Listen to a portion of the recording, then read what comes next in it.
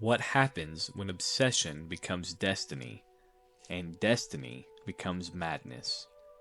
He was a soldier, a zealot, a planeswalker, and a dragon. Today, we unravel the complete story of one of Magic the Gathering's most tragic and powerful characters, from his rise on the brutal plains of Tarkir to his descent into madness and fire across the multiverse.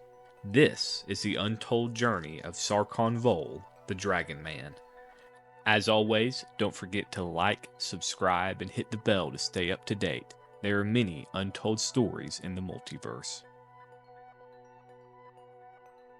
Sarkhan's tale begins on the rugged and worn-ravaged plain of Tarkir, a world where 5 distinct clans vied for dominance. Born into the Mardu Horde, a faction that prized speed and savagery, Sarkhan quickly distinguished himself as a formidable warrior. His prowess on the battlefield was unparalleled, and he swiftly ascended the ranks to become a general under the notorious warlord Zurgo Helmsmasher. Yet, despite his successes, Sarkhan felt an insatiable void within. The endless cycle of bloodshed and conquest left him yearning for a deeper purpose. Legends spoke of majestic dragons that once ruled the skies of Tarkir, creatures of unparalleled power and grace. But these magnificent beings had been hunted to extinction, leaving only their skeletal remains as a testament to their former glory.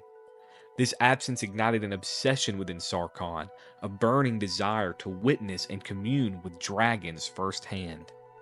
Seeking solace and understanding, Sarkhan ventured into the treacherous Kral Sisma Mountains, home to the Whisperers, a clandestine group of shamans who revered dragons as the epitome of predatory perfection. Embracing their teachings, Sarkhan delved into draconic shamanism, hoping to bridge the chasm between humanity and the lost dragons. However, the futility of venerating extinct creatures soon bred bitterness within him. Worship without presence felt hollow, and Sarkhan's restlessness grew. Upon his return to the Mardu, Zurgo, wary of Sarkhan's prolonged absence and newfound philosophies, assigned him a perilous mission to lead a wing of riders against the Sultai brood. During this confrontation, amidst the cacophony of clashing steel and dying screams, Sarkhan experienced a profound vision. An ancient dragon spirit reached out to him, whispering arcane secrets and igniting a latent power within. Overwhelmed, Sarkhan unleashed a cataclysmic spell that obliterated both friend and foe, leaving the battlefield eerily silent. This transformative event marked the awakening of Sarkhan's Planeswalker Spark, a rare and powerful ability that allowed him to traverse the vast expanse of the multiverse. Realizing that Tarkir could no longer contain his burgeoning destiny, Sarkhan set forth on a quest beyond his home plane, driven by an unquenchable thirst to find dragons that still soared the skies. Sarkhan's newfound planeswalker abilities opened the doors to countless worlds, each with its own wonders and perils. His singular goal remained unwavering, to find a dragon worthy of his reverence. This quest led him to the Shard of Jund, fragment of the sundered plane of Alara. Jund was a primal land where survival hinged on strength, and dragons reigned supreme atop the food chain. For 2 relentless years, Sarkhan traversed Jund's volcanic landscapes, battling its myriad predators and seeking an audience with its draconic overlords. His journey eventually brought him to the cavernous lair of Malak-Thoth, a formidable Hellkite whose very presence exuded dominance. However, before Sarkhan could present himself, he became entangled in a fierce skirmish between Malak-Thoth and 2 formidable warriors, Kresh, a mighty human chieftain, and Rakamar, a flame-wielding shaman. Recognizing the opportunity to test his mettle and perhaps earn the dragon's acknowledgement, Sarkhan joined forces with Kresh and Raka. Together, they confronted Malak-Thoth in a battle that shook the very foundations of the cavern. Through combined might and strategy, they vanquished the dragon, but the victory was bittersweet. Sarkhan had slain the very creature he sought to worship, plunging him deeper into existential turmoil. In the aftermath, Rakamar revealed ulterior motives. She spoke of a master, a dragon of unparalleled power and cunning who sought individuals of exceptional prowess. Intrigued and desperate for direction, Sarkhan accepted Raka's offer to meet this enigmatic figure. Their journey led them to a desolate mountain teeming with goblins, where atop its peak awaited the ancient and malevolent planeswalker, Nicol Bolas. Standing before Nicol Bolas, Sarkhan was both awed and apprehensive. Here was a dragon whose intellect and power eclipsed any he had ever imagined. Overcome with a sense of purpose he hadn't felt in years, Sarkhan pledged his allegiance to Bolas, believing he had finally found a dragon deserving of his devotion. Bolas, ever the manipulator, saw potential in Sarkhan's fervor. As a token of this newfound alliance, he infused Sarkhan with a sliver of his own essence, amplifying the planeswalker's abilities and granting him the power to transform into a dragon, a gift that seemed to fulfill Sarkhan's deepest desires. In return, Bolas tasked him with a mission to incite conflict among the shards of Alara, thereby facilitating Bolas's grander schemes of conquest and power consolidation. Embracing his draconic form, Sarkhan soared across Alara, sowing seeds of chaos and war. He manipulated the elves of Nea into aggression against Jun's denizens, escalating tensions and bloodshed. Yet, as the battles raged on and the land was drenched in carnage, doubts began to fester within Sarkhan's mind. The dragons he revered were beings of instinctual majesty, not the cold, calculating entity that Bolas embodied. The turning point came when Sarkhan witnessed Bolas's callous disregard for his own pawns, notably the brutal subjugation of Tezzeret, another planeswalker who had fallen into Bolas's web. The sight of Tezzeret's broken form and Bolas's indifferent gaze shattered Sarkhan's illusions. He realized he was merely a tool, a means to an end for the Elder Dragon. Disillusioned and tormented by the weight of his actions, Sarkhan's psyche began to fracture. The voices of doubt grew louder and his grasp on reality wavered. Seeking clarity and redemption, he severed ties with Bolas and embarked on a solitary journey, hoping to reclaim his lost sense of self. Aimless and haunted by his past, Sarkhan's wanderings led him to the enigmatic plane of Zendikar, a world teeming with volatile mana and hidden secrets. Drawn by whispers and visions, he ventured into the depths of the Eye of Ugin, a mysterious cavern said to house ancient power. Within the labyrinthine tunnels, Sarkhan's sanity continued to erode. He conversed with unseen entities, questioned his own existence, and grappled with the weight of his past transgressions. He believed he had felled Bolas, or perhaps was being punished by the dragon for some hidden flaw. The only constant was the voice, sometimes Ugin's, sometimes something more sinister, pulling him deeper into madness.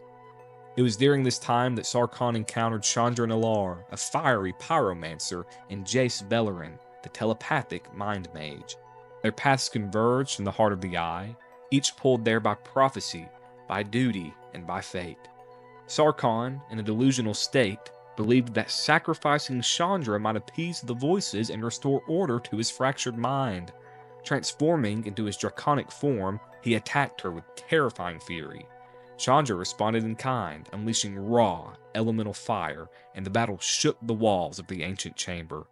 Jace intervened, using his mental magic to try and subdue Sarkhan, and it was their combined power, alongside the resonance of the Eye of Ugin itself, that triggered an ancient failsafe.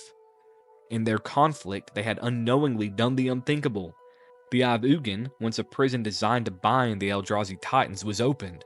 Ulamog, Kozilek, and Emrakul began to stir in the blind eternities.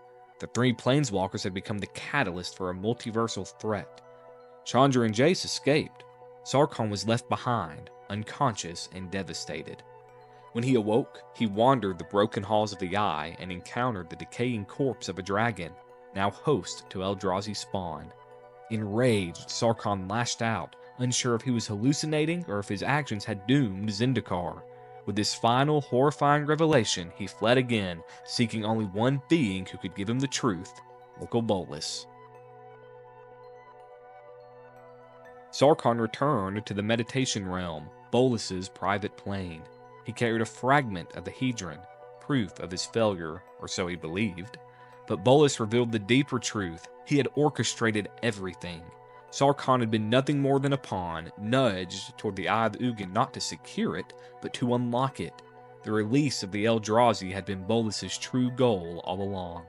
Sarkhan, shattered and humiliated, was dismissed like a spent candle. No longer useful, no longer trusted, and stripped of purpose, he returned to Tarkir, the only home he had left. But even here, the world offered no comfort. The dragons he had dreamed of were still gone, and the clans that had once defined him were shadows of their former glory. His mind began to unravel again, haunted now not just by Bolas and Ugin, but by himself, by every step that led him to this point. In this state, he wandered the Jeskai-controlled lands and was discovered by Narset, Khan of the Jeskai, who had been guided to him by her own visions. Narset was unlike the others. She listened. She asked questions. She saw something in him worth saving. Sarkhan, unburdened for the first time in years, confessed everything: his planeswalker spark, the multiverse, Nicol Bolas, and Ugin. He told her of the dragon's death and the imbalance it had caused on Tarkir. Narset confirmed what he had long suspected. Ugin had been the soul of Tarkir, and with his death, the dragon tempests had vanished.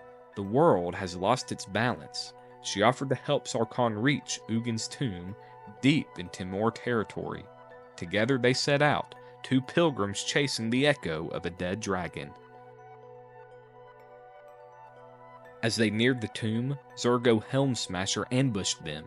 Fueled by hatred, Zergo attacked with savage fury, and in the fight that followed, Narset was struck down. With her final breath, she urged Sarkhan to continue into the tomb. Grieving, Sarkhan entered the place known as Ugin's Nexus, where time and space intertwined. There, reality fractured, and a blinding flash hurled Sarkhan thousands of years into the past. When he awoke, he was no longer in his Tarkir. He stood in the frozen wastes of the Timor frontier, and above him, impossibly, dragons circled the sky. He had arrived in Tarkir's past, before the extinction of the dragons, before Ugin's death. With tears in his eyes, he whispered thanks to Ugin. For once in his life, he felt pure joy. The dragons of ancient Tarkir were every bit as awe-inspiring as Sarkhan had dreamed. Towering, majestic, untamed, they ruled the skies with primal force. Sarkhan watched in reverence as they descended upon a Timor war camp, striking with fiery precision. But his awe turned to horror as he witnessed a magical claw tear through the heavens, slashing into a fledgling dragon. The beast fell, lifeless. Following the claw's wielder, Sarkhan discovered Yasuo Dragonclaw, a fierce Timor shaman. She moved with purpose, leaving behind strange, curved marks in the snow. Sarkhan, believing these symbols might be a trail to Ugin, began following her, until her saber-toothed tiger ambushed him. Captured, Sarkhan explained his visions and begged forgiveness. Yasuo, both skeptical and intrigued, allowed him to follow her, though she warned that any further foolishness would cost him his life. They traveled together, and through cryptic conversation, Sarkhan learned that Yasuo had seen her own visions, ones that promised the future he had already lived. In her vision, dragons would fall, and Tarkir would be ruled by a single dragonless empire. Her descendant would be Khan of all clans. Sarkhan, horrified, questioned her further. Who had sent this vision? Yasuo answered, a mighty dragon, with scales like polished gold and a glowing orb between its horns. Nicol Bolas. Sarkhan reeled. Bolas had been in the past all along. He realized this was the moment Bolas had told him about, the day he killed Ugin. If Sarkhan did nothing, history would repeat itself. With urgency, Sarkhan took flight. Guided by the swirling storm, Sarkhan found the place where Bolas was about to strike. From afar, he saw Ugin, radiant and immense, locked in aerial battle with Bolas. The clash of titans shattered the sky itself. Ugin summoned his dragon brood for aid, but Bolas held the upper hand. As Sarkhan approached, Yasuba intervened, casting a spell of command that hijacked Sarkhan's draconic mind. Kill Ugin. The command racked his body with pain. To resist, he shed his dragon form and plummeted from the sky. Dazed and wounded, he lay at the edge of the battlefield. Yasuba approached, intending to extract answers, but Sarkhan, still alive, blasted her with fire and escaped. He fled toward the canyon left in the battle's wake. There he found Ugin, broken, dying. In desperation, Sarkhan begged the spirit dragon to tell him how to save him. Ugin's only reply, "You will always fail, so long as you seek guidance instead of truth." Sarkhan understood. He had always looked to dragons for answers, but now he had to act on his own. He reached into his satchel and withdrew the Hedron shard from Zendikar, the same one he had carried through time. With a scream, he activated it. The shard unfolded, replicating the magic of Zendikar's Hedrons, and encased Ugin in a cocoon of stasis. Time bent, history twisted, and Sarkhan vanished. Sarkhan reappeared in present-day Tarkir, but everything had changed. The clans, gone. The dragons ruled. Each region now followed a dragon lord, Atarka, Dromaka, Kolagon, Ojutai, and Silumgar, and their respective broods. The word Khan was outlawed. The power structure had shifted entirely. It was a world that had never known Sarkhan Vol. He wandered through the plain, marveling at what he had created. He saw dragons soaring freely. He saw people who revered them as lords. The Whisperers would have wept. Yet, it was lonely. No one remembered him. Even Zergo, now a lowly bell striker, did not recognize the man who once served as his general. But there was one beacon of hope. Narset was alive. In this new timeline, she had never died. She had ignited her own spark and left Tarkir exploring other planes. When Sarkhan found her again, she was cautious. She didn't know him. Not this version of him, but she listened. Sarkhan told her the truth about the past, about the alternate future, about Ugin, and Narset believed him. Together, they returned to the canyon where Ugin slept. At the canyon where Ugin now rested in his cocoon, Sarkhan and Narset encountered defenses, spiritual constructs summoned by Ugin's subconscious. Once subdued, the ancient dragon finally emerged. Ugin had no memory of the original timeline, because in this new reality, he had never died. Ugin listened carefully to Sarkhan's tale. The Hedron from Zendikar, the time travel, the altered timeline, it was all evidence of a paradox. In the new history, Sarkhan Vol had never existed. There was only the Dragon Man, a mysterious figure who appeared from nowhere, saved Ugin, and vanished again. Ugin expressed a quiet, mournful respect for Sarkhan's sacrifice. He had not simply saved a life. He had changed the shape of Tarkir and lost himself in the process. Freed from history, unmoored from identity, Sarkhan could finally breathe. For the first time, his mind was quiet, and yet a new storm was coming.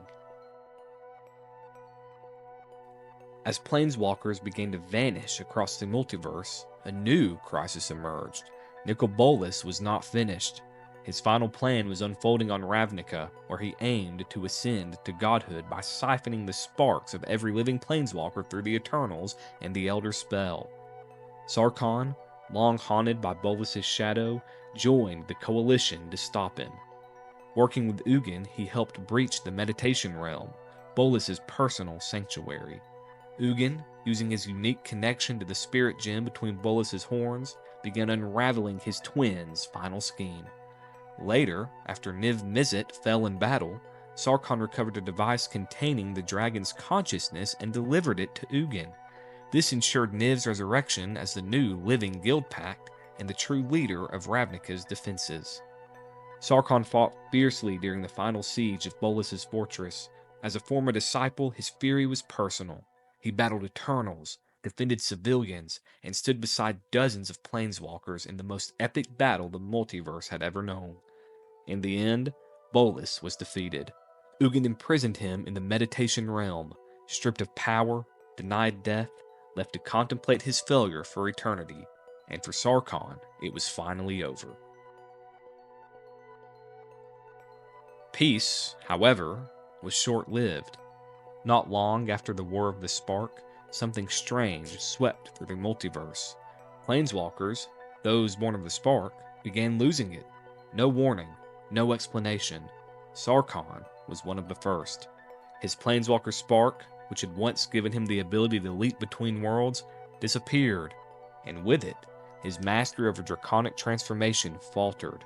No longer did his body respond effortlessly to the flames within. Each shift into dragon form became a torturous metamorphosis, tearing at his flesh and mind. Without his spark, without the fire of the multiverse running through him, Sarkhan was once again lost. Madness returned, not in violent bursts, but in quiet whispers. Echoes of old obsessions crept back into his thoughts. The vision of a world ruled by dragons, the dream that had once given him purpose, took root once more. Tarkir was changing again. 5 figures, empowered by ancient dragon spirits, were resurrecting the old clans. This rebellion, this return to Khans, threatened the balance Sarkhan had worked so hard to create. The Dragon Lords were being challenged, their rule undone. Sarkhan could not allow that. Driven by desperation, he returned to the crucible of the Spirit Dragon, the sacred site where he had once watched the dragon tempests rage. There, he sought to do the unthinkable, summon a new storm. But he couldn't do it alone. He was approached by Taigam, a former Jeskai traitor who had risen high in the new regime. Taigam, too, had been wounded by the exile of his dragon lord, Ojatai. He offered Sarkhan a ritual, the Storm Nexus ritual, one that could recreate the Dragonstorm. But it came at a cost. Sarkhan would not sacrifice his life, but something more, his love for dragons. He agreed. The ritual worked. The skies darkened. Lightning surged. Dragons began to emerge again, not wild and majestic, but bound to Sarkhan's will. But something was wrong. The magic was corrupted. The storm's energy bled into other planes through the omen paths, threatening to reshape the multiverse in Sarkhan's image. A world of endless dragons, a world of fire. Word spread quickly, and resistance formed. Narset returned, so did Elspeth Tyrrell and Ajani Goldmane, leading the clans and their bonded dragons to the Crucible. They came not just to stop the storm, but to save Sarkhan if at all possible. Ajani confronted his old friend. He reminded Sarkhan of their time on Alara. The lesson Sarkhan had once taught him: rage and grief must be used, not surrendered to. Sarkhan rejected him. The world had taken everything from him, his spark, his purpose, his dragons. Let the multiverse burn. That's when Ugin appeared. The storm went silent. Ugin looked down at Sarkhan, not with contempt, but with sorrow. You were never meant to follow dragons, he said. You were meant to be more than one. Sarkhan screamed and launched himself skyward. Ugin responded with a wave of ghost fire. The two dragons collided one final time. Ugin overwhelmed him. Sarkhan's body was scorched black, his wings torn. He plunged from the sky, broken, but alive. They found him crawling through the ash, near the border of Mardu lands. The Dragonstorm had ceased. The Crucible stood quiet. Narset spared him, but warned that next time she would not. Sarkhan disappeared again into the wilds of Tarkir. Some say he still lives, speaking to the wind. Others claim he died in the storm. The shamans of the Timor remember. They tell of the Sky Khan, the Dragon Man, who once changed the fate of the plane, who gave up his spark, his sanity, and his soul, all for dragons. And perhaps one day, when the storms rise again and the sky trembles with wings, Sarkhan Vol will rise with them. Sarkhan Vol's story is one of sacrifice, madness, and the relentless pursuit of something greater than himself. He changed the fate of a plane and lost himself to save it. He was never meant to follow dragons. He was meant to be more than one. If you enjoyed this deep dive into Sarkhan's life and lore and legacy, leave a comment below with your favorite moment or your favorite dragon. And if you want more complete character breakdowns and lore, and epic stories from Magic the Gathering, you know what to do. Until next time, may your fires burn bright and your storms always roar.